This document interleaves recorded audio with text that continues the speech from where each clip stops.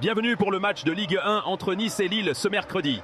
Deux équipes au parcours récent similaire s'affrontent à l'Allianz Riviera. Nice et Lille affichent chacun 2 victoires, un nul et une défaite sur leurs 4 derniers matchs. Nice, battu en Europa Conference League, a bien réagi en s'imposant à Rennes ce week-end grâce à des buts de Sofiane Diop et Jonathan Klaus. L'équipe de Frank Hayes est invaincue sur ses 4 derniers matchs de championnat et a mené à la mi-temps à chaque fois. Avec 14 points, Nice vise une place européenne. Lille, de son côté, arrive avec un moral excellent après sa large victoire 6-1 sur Metz. Les Dogs sont les co-meilleurs attaquants du championnat avec 22 buts. Classés 5e avec 17 points, ils peuvent viser la 2e place en cas de succès. Cependant, la venue à Nice est souvent un calvaire pour Lille, qui n'y a remporté qu'une seule de ses 13 dernières visites. La bataille s'annonce donc intense entre deux formations sans confiance.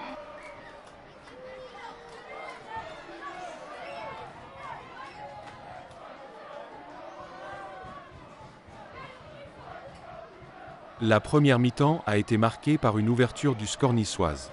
Après une demi-heure de jeu, l'arbitre a sifflé un pénalty pour Nice à la suite d'une faute du gardien lillois Arnaud Baudard sur Kevin Carlos. Sofiane Diop a transformé la tentative d'une frappe du pied droit pour offrir l'avantage à son équipe. Auparavant, Lille avait été dangereux, avec notamment une tête de Thomas Meunier magnifiquement repoussée par le gardien niçois Yvan Diouf. La période a également été émaillée de plusieurs cartons jaunes, pour Charles Vanout et Antoine Mendy du côté niçois, et pour Ayoub Bouhaddi chez les Lillois. La mi-temps s'est sifflée sur le score d'1-0. La seconde période a été intense, mais n'a pas vu d'autres buts.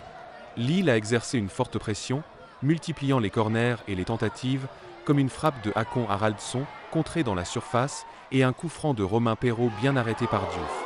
Nice a aussi eu ses occasions, notamment une frappe lointaine de Diop et un tir d'Isaac Janson, entré en jeu, repoussé par le gardien. Les deux entraîneurs ont procédé à de nombreux changements pour chercher le résultat. Le rythme était soutenu, avec des interruptions fréquentes et des cartons jaunes pour Benjamin André de Lille et Thiago Gouveia de Nice. Malgré les efforts, le score n'a plus bougé.